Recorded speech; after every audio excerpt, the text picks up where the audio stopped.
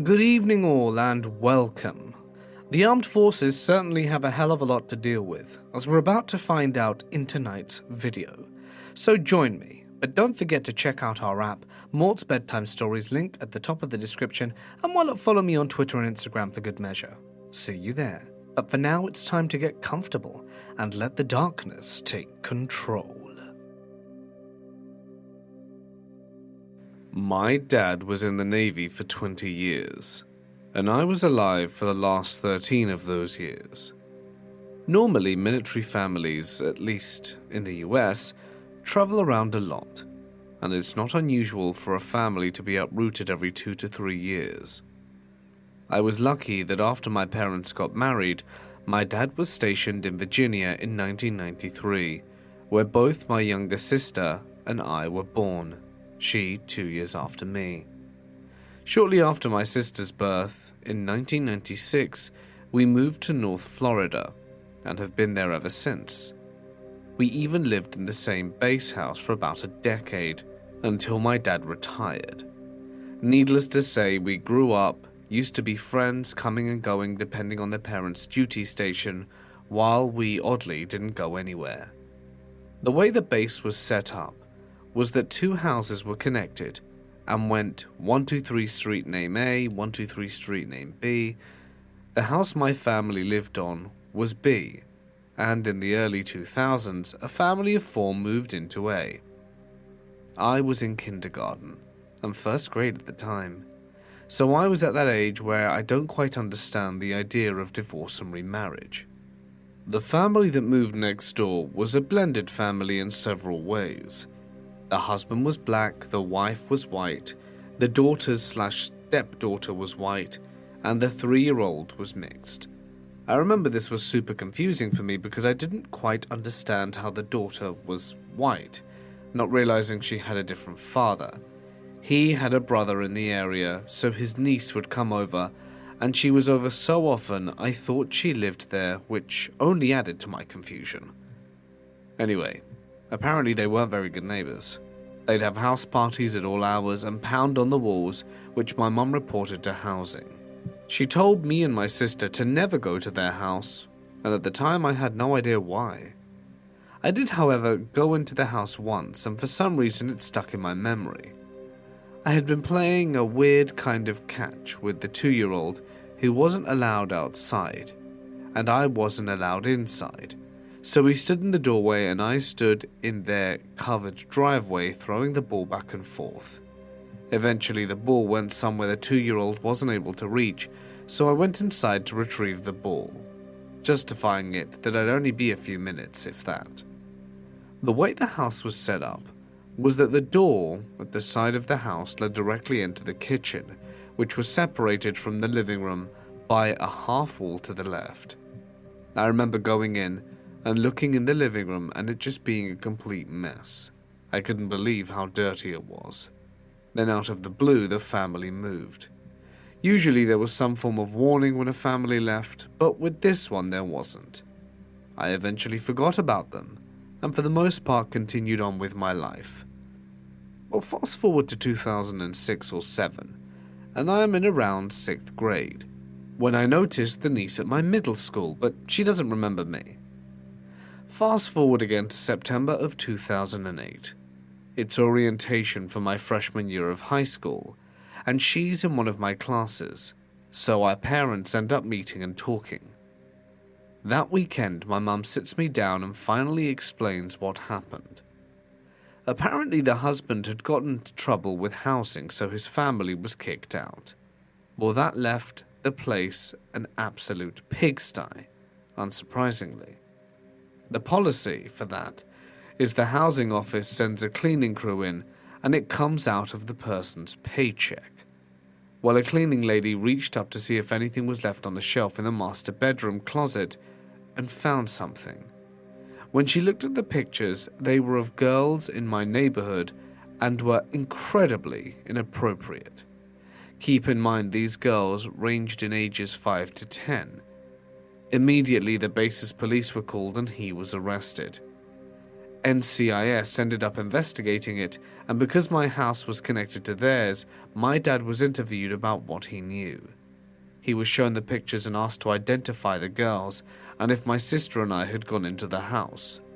My mum told me that my dad told her that the pictures were the most depraved things he'd ever seen, and they were burnt into his memory for the rest of his life. It turned out all of my friends were his victims, including his own stepdaughter, and that he had been bribing them with toys and candy. My family and another one were the only two spared because my mum didn't allow me or my sister into the house, and the other family's daughter didn't fit into his age range. My mum explained that she had gotten an uneasy feeling from him and couldn't quite explain why. She even said she tried ignoring it, because he was in the Navy. It ended up that the couple got a divorce. The husband went to military prison, though he's since been released, and the wife moved back to Canada with her daughter, and left her son with her former brother-in-law to raise. Since the Second World War, many of my family members have served in the armed forces. This story in particular was passed down by my granddad, whose uncle served in the Western Desert due to the mass retreat in Tobruk. His name, William Meeking. He was a bombardier in the Royal Artillery, which is the British version of a full corporal.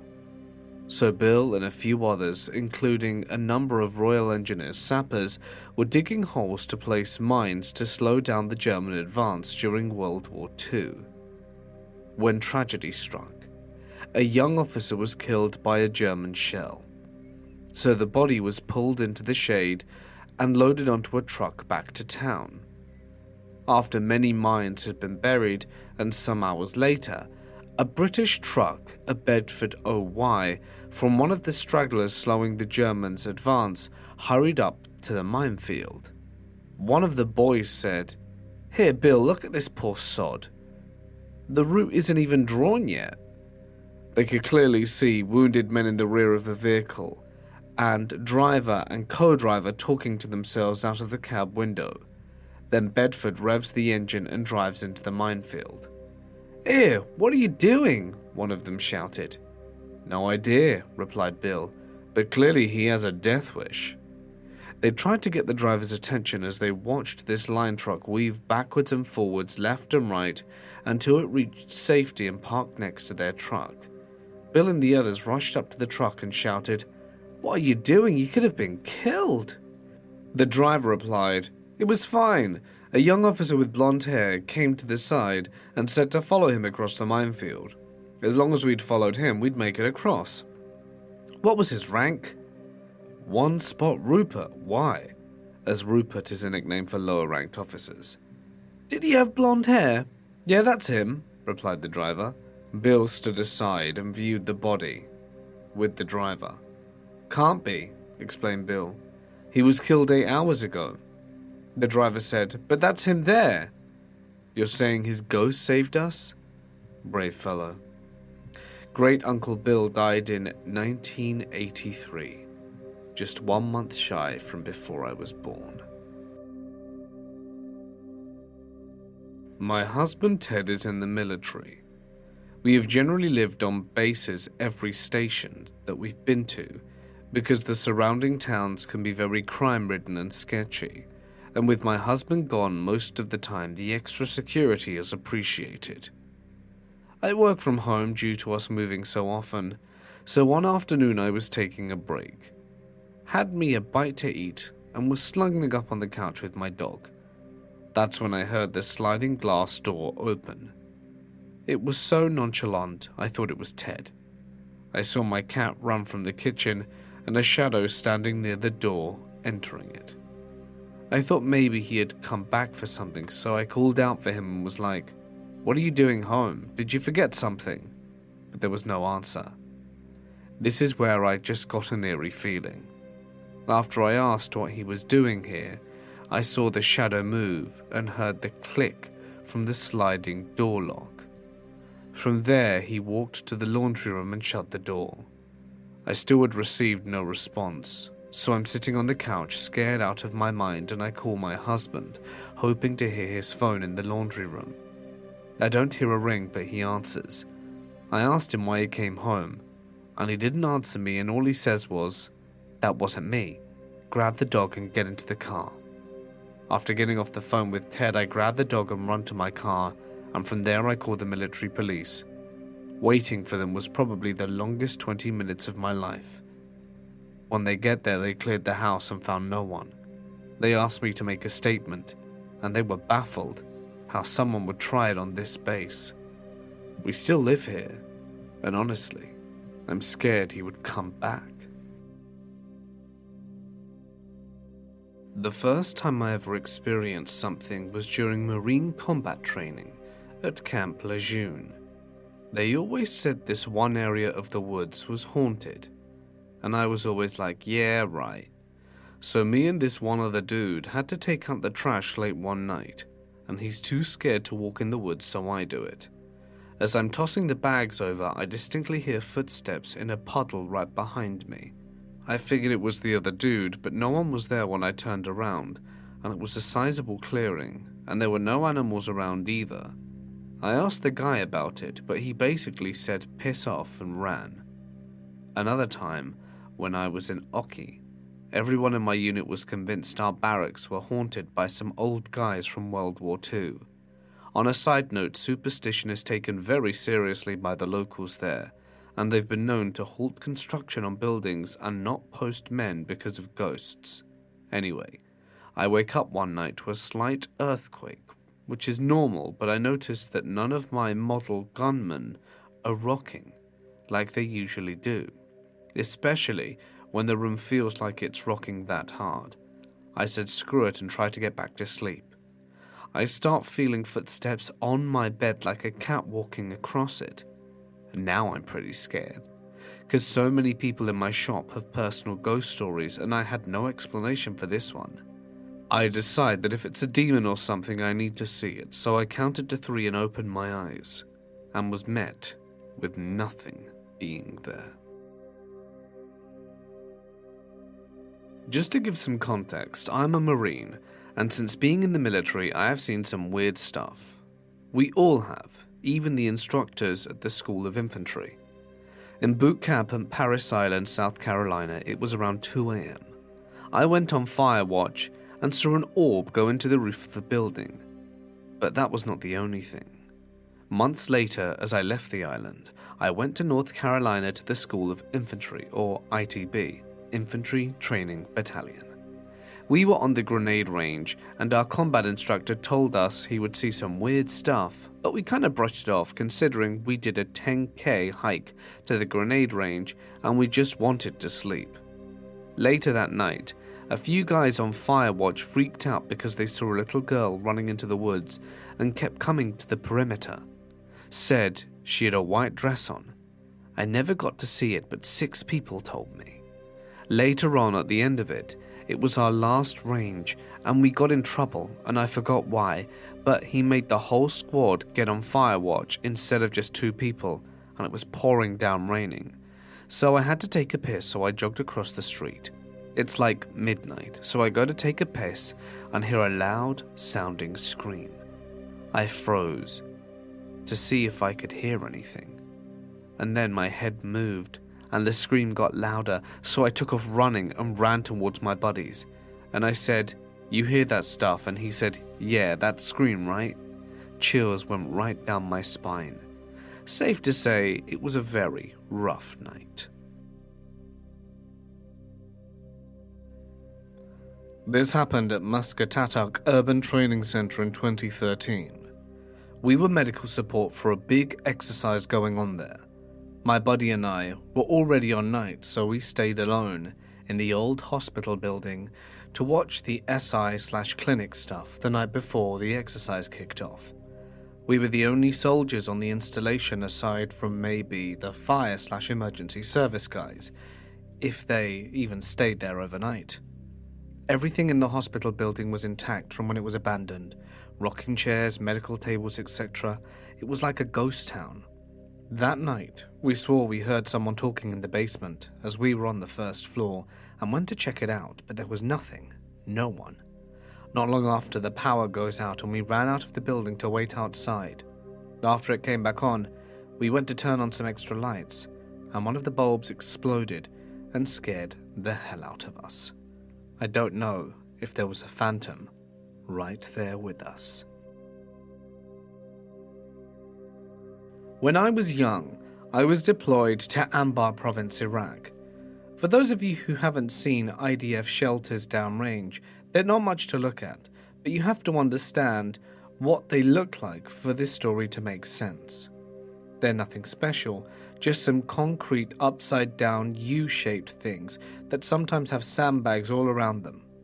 They have ingress/egress routes on both sides of them. Through the course of my deployment, I had noticed very briefly shadowy figures moving quickly into them, and it always kind of startled me, and often I would check the shelters to see who ran into them just to see who it was. To my surprise, the first few times there was nothing in there, with the exception of a few packs of water bottles, some occasional trash and dust. I kept it to myself because I thought I could have just been seeing things, and I might have been off my rocker. Later on the deployment, I was hanging around some HESCO barriers with a buddy just messing around, when he turns to me after a brief moment of silence and says, "Hey dude, have you been seeing silhouettes running super quickly into the IDF shelters, or am I losing my mind?" Naturally, I told him about my sightings of the figures, and we were both kind of creeped out for a bit. Over the course of the deployment, we had discovered that a total of 16 people in our company had seen these figures, including ones who'd been to this camp 3 times before and told us he had seen them every time he'd been there. I don't believe in ghosts, but it definitely freaked me out. Afghanistan, 2018. Mortars. It's the second rotation to this operation. Each operation has one mortar section attached to it, and they rotate out to give each other some rest. Benny is manning the 240 blocking position next to their mud hut. Directly to the left is the mouth of the valley, and to the right is nothing but mountains in Pakistan, into which he may or may not have accidentally sent some HE rounds on a fire mission. The 240 position is facing a large hill that they run to for personal training to try and avoid getting fat, as all they do is eat 4 MREs a day. To the right of that hill is about 2 kilometers to another operation, the only other one in the valley. Now, on to the story. There had just been some gale force winds absolutely messing up everything. Mud huts, shacks, all falling over, getting obliterated. Benny's from Florida and thought he was experiencing a hurricane. After it finally stops, an incredibly dense fog slowly rolls in and encompasses the entire valley like a blanket. He showed me a video of it, and it's eerie to watch. Just a methodical fog, creeping and swallowing everything until it reaches the edge of the operation. After sunset, the fog becomes impenetrable. Benny can't see beyond the barrel of his 240. Not even thermals could cut through it, it's that thick. All they have to operate on is sound, and they're scared of lighting up friendlies. Fast forward a bit, and for 3 days now they've been dealing with this fog. All 3 days they've been picking up ICOMs in the hut the SF dudes are occupying. Unencrypted ISIS chatter from the interpreter and translating, all basically saying, "We're gonna hit them tonight in the fog, they can't see anything." As an aside, they would pick up the intercoms whenever they ran a fire mission. They would graffiti on the walls of the mortar huts, hilarious things they'd hear, including but not limiting to, "Everything's exploding," and "Why are they shooting at us?" So needless to say, everyone is on edge in this fog because they can't see anything. ISIS are talking about overrunning something, and they're hearing things in the fog at night, but nothing ever happens. There's an operation in the valley, but there's also Afghan command and local AMP presence scattered around the valley. ISIS could be talking about any location, so Benny readies for an attack at all times whenever the fog starts encroaching. They haven't been running fire missions since the fog began, because no one could call for fire when the visibility is so low and all the mortars are pulling guard. The sun sets, the fog rolls in. It's tranquil for a while, but tense. Then suddenly, GBs start hauling arse out of their hut and jump onto their roofs. It has the best vantage point of the valley, so they co-locate up there with Benny's FDC and call adjustments. "Yo," they shout down at the mortars. "Fire mission, let's go." Oh crap, it's happening. Everyone is scrambling on the radio, and the Afghan commandos are begging for help.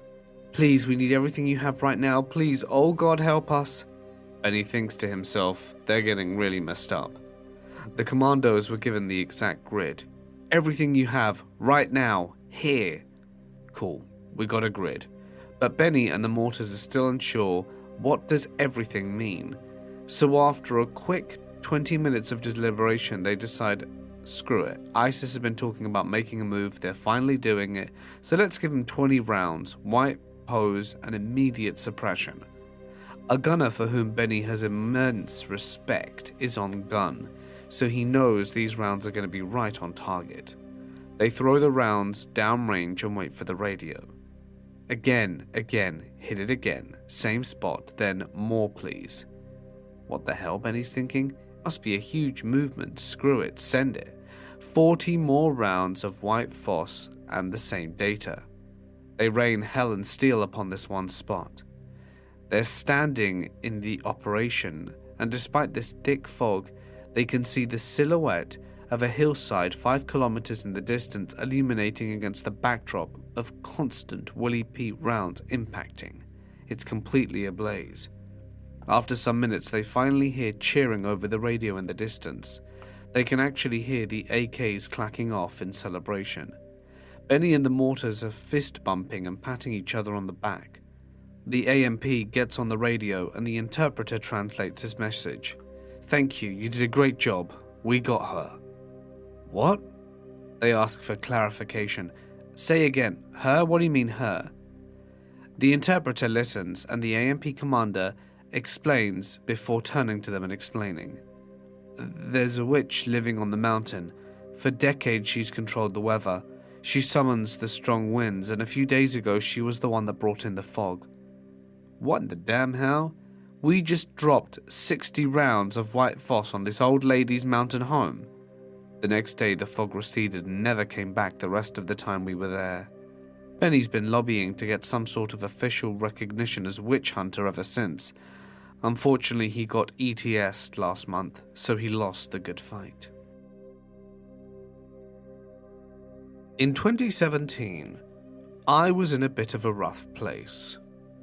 A project booth that my friend and I both worked on had fallen flat on its face, which led to a lot of stress for both of us and many slanderous accusations that drained us mentally. Not only that, I was also going through a nasty and vile breakup from my emotionally abusive ex, when I got a phone call out of the blue from my bestie. We refer to each other as brother and sister, which confuses people as she's a northern lass.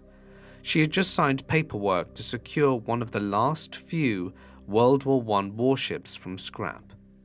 The vessel in question was once known as HMS Saxifrage, built in 1917 and launched in early 1918 as a Q-ship.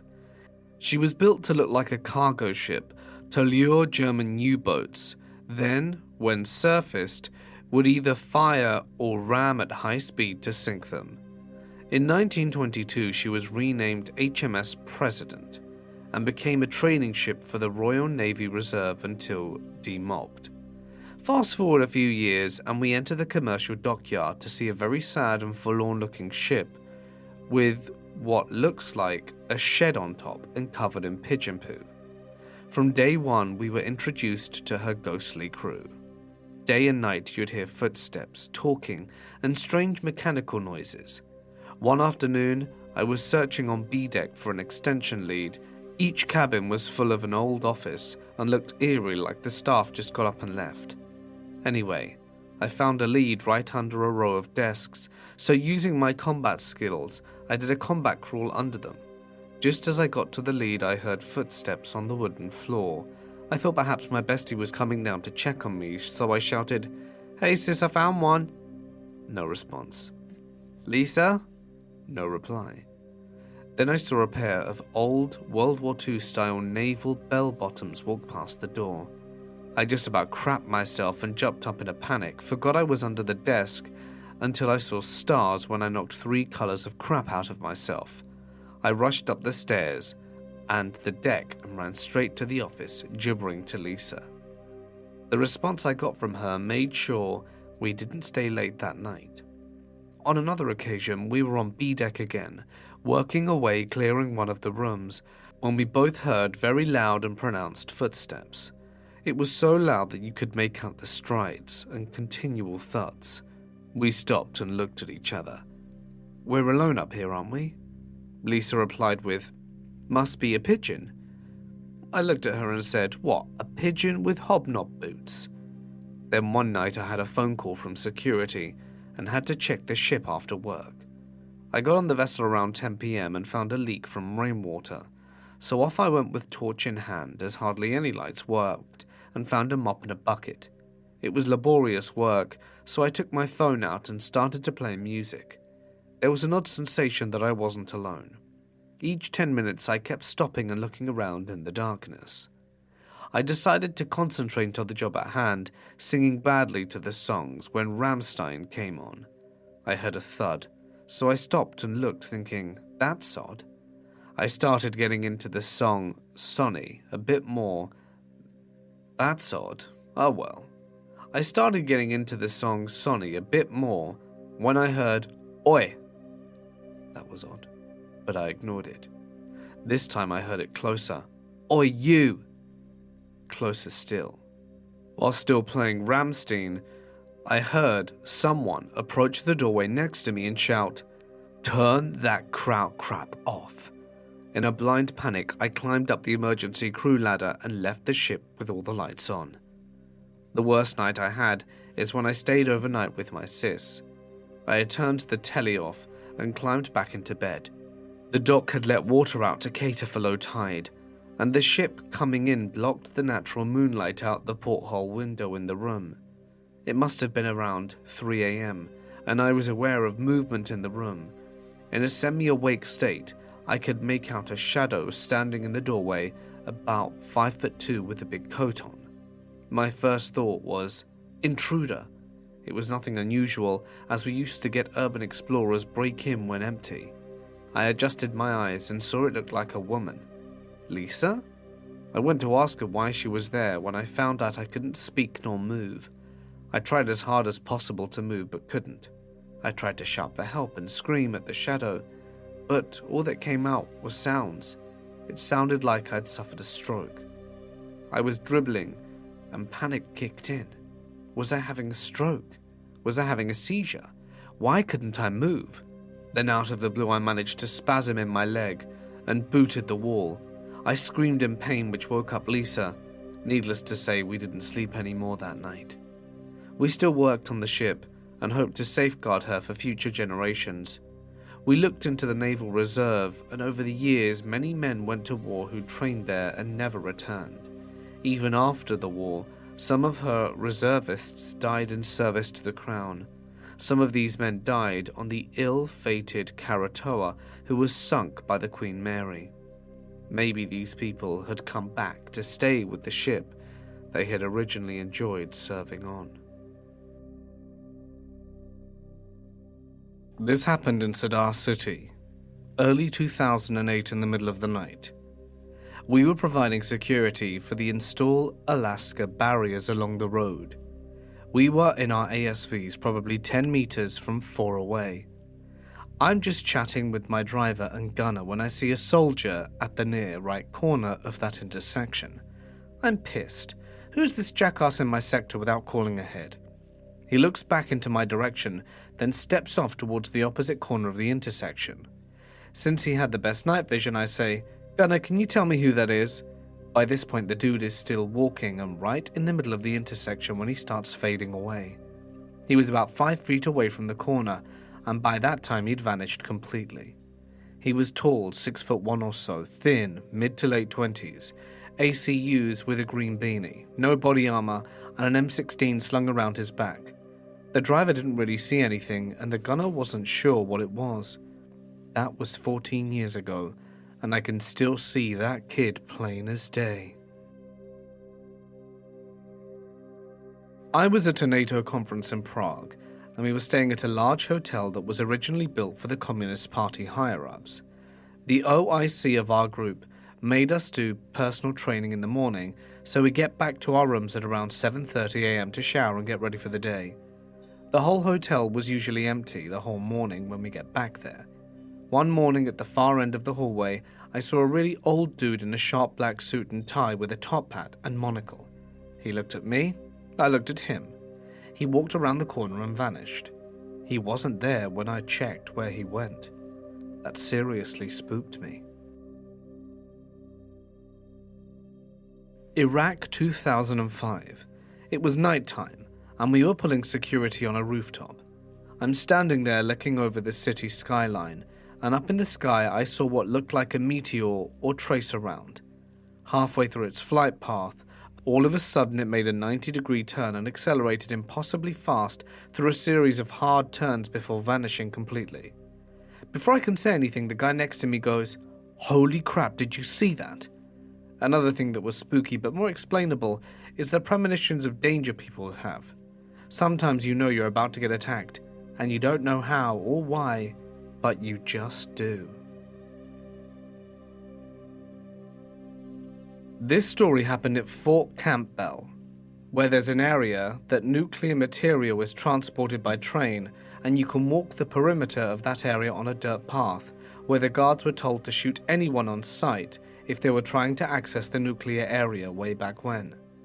Also in that area there are Nazi graveyards where prisoners of war were buried after World War II, SWAT stickers on the tombstones and everything. SFC Spooky Stories tells my WLC squad while we're out there that a soldier snuck over the perimeter in the 80s to see the gravesite and got shot by the guards, and one of those guards was so upset at having killed another soldier that he took his own life, and that soldier still haunts the trail, seeking to fulfill his duties, and if you cross the trail at the same place and time of the offended soldier, he will shoot you. So we ha-ha-ha'd and of course went back down there after WLC to see it through. So 3 high-speed NCOs were down there at midnight to cross the trail and get shot at by the ghost soldier. Also graveyards at night are dope. We cross the trail and nothing happens. We go look around the cemetery nearby, mess with the pennies on top of the gravestones, and walk back up the hill. Get to the trail when we hear footsteps and laugh at each other and say to stop walking. We do so when we hear the crunch of footsteps, headlamps flinging around, and we don't see anyone. Complete panic sets in, and we run up towards the road, and we stop after about a minute and hear nothing. Heavy breathing, holy craps all around us, and then we hear a full-on sprint behind us. I don't know what the hell it was, but there was 100% something running through the woods at us, and we hauled us out of there and back to one of the guys' car. Fort Campbell is definitely haunted by a dead soldier, maybe the WLC platoon sausage, but definitely would not go back. 1 out of 10. Do not play with Private Casper. Fort Bliss 2018. Out in the Training Way area, far east of El Paso. Well, me and my buddy are pulling guard duty in the 240 pit, which was really just a partially dug hole on top of a berm, and it's around 11:30 at night. I wanted to go back to bed, but wasn't super tired since I slept most of the day driving out there in our Stikers. I'm mostly just bored and start looking up at the sky, which is clear with no moon, and I see one of those summertime storms off in the distance. Well, I see something and probably think it's a plane, but it's too fast moving and too far away for a plane. Plus, I can't see it without nods. So it must be the ISS satellite or something like that, right? When it makes a sharp turn at a 90-degree angle and continues on. At this point, I'm watching it pretty closely. It makes another right turn and starts moving backwards at this point. Then another sharp right turn. What the hell is that, I wonder? I'm bringing it up with my buddy. I'm going to admit it, we weren't really pulling guards anymore. At this point, we're probably just watching this thing up in the sky like a fuzzy dot that's zigzagging in the sky for 15 minutes straight. We've never seen anything like it. Literally, when it shifted directions, it didn't turn, or more like it bounced, it got flung up. It just made these sharp 90-degree turns as if they were nothing. My buddy goes off to wake up the next guard shift, and I'm still watching it. It goes bam and zooms off, leaving a light streak behind it. In about 2 seconds or less, it's now just above the horizon in front of me, when it had been literally right above me the entire time, and starts doing the same thing like it was zoning off gates and searching for something. My body accidentally scares the ever-loving crap out of me, hopping back into the pit, only to be followed by the noise of some Helios coming in, which got everyone on high alert. They were friendly and landed at the wrong landing zone. And once the whole friendly fiasco is over with the summer storm, the rain started. We never found out what the hell was in that sky.